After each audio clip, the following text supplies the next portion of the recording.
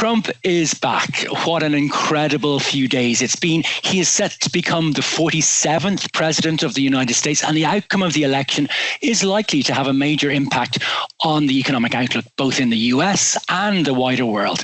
So what next? Thankfully, I don't have to answer that question, but I'm delighted by Harriet Ballard, who does. But first of all, Harriet, let's talk about the balance of power. Being president is one thing, but having the possibility of winning both Senate and the House is another. Tell us a little bit about that. Yeah, so as you said, Trump has won the presidency, but he's also won the Senate, which means there are more Republicans in the Senate, and it looks likely that he's going to win the House also. And that means it's easier for Trump to appoint who he likes to various roles and also to implement his policies, such as his significant tax cuts that a divided Congress would have made a lot more difficult for him to get through. Okay, very clear. The next question I had is kind of we're recording this on Thursday. The market is expecting another Fed rate hike or rate cut today.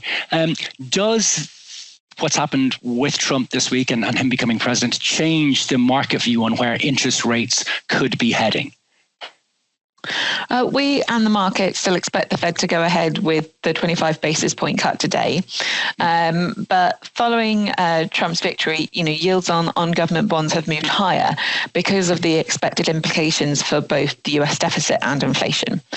The deficit will increase because the savings from cancelling Biden's spending plans and the tariff revenue will be dwarfed by the reduction in revenue from tax cuts. Okay. And the increase in overall spending in the economy, along with the trade tariffs, are likely to push prices higher. So on a forward-looking basis, it is likely that the market will temper the current terminal rate for interest rates, given the inflationary impact of the Trump presidency. Okay, so when we use the word terminal rate, that's kind of the low rate that we thought we were heading to. So obviously you're saying that's going to be slightly higher than previously thought. Okay, so let's get down to business. Let's do a quick fire round on the possible impact of his presidency on different asset classes. So let's start with equities. Views on that. Yeah, I mean, in the short term, equities have reacted strongly, particularly led by sectors, set to benefit most from Trump's win. So banks, oil, gas, tech, transport, and US small cap are all faring well. But in general, Trump has been seen as relatively positive for equities. He's seen as pro-corporate. He plans to reduce corporate tax from 21% to 15%, and his policies are seen as pro-domestic, so hence the focus on small cap. And also don't forget, equity markets just love certainty, and this result provides that in the short term. Okay, really interesting. Okay, that's kind of US equities. Kind of, what about ex-US? What's the view there?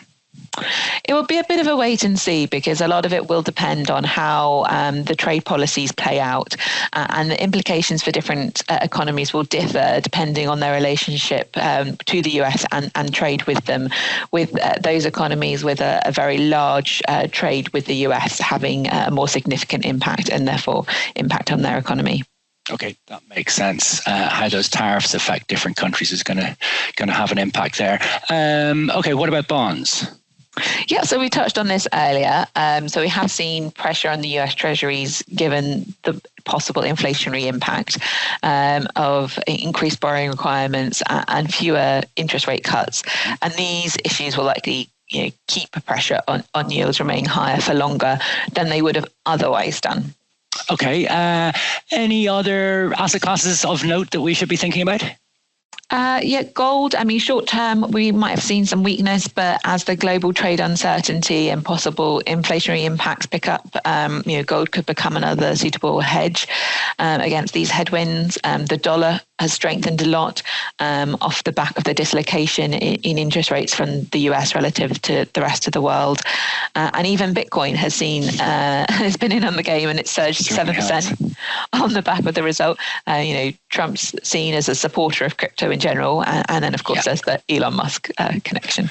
Okay, so we could literally talk about this for hours, but we've kind of run out of time. If I was to summarize what we've spoken about, we can say kind of initially we've seen markets react positively because markets, as you said, like certainty, and the strength of this result provides that in the short term. Less taxes for corporate means greater profits, less regulation means more growth. But on the bond side, we are likely to see more pressure on yields due to inflationary concerns, increased debt issuance, and the possibility of fewer interest rate cuts. So that's kind of in summary. One stat I wanted to leave people with, because I love stats. Trump is only the second president in history to win non-back-to-back terms of office. Obviously, he lost in 2020. So that's my stat of the week. So we'll leave it there. We'll be back again next week with another topic that's caught our eye.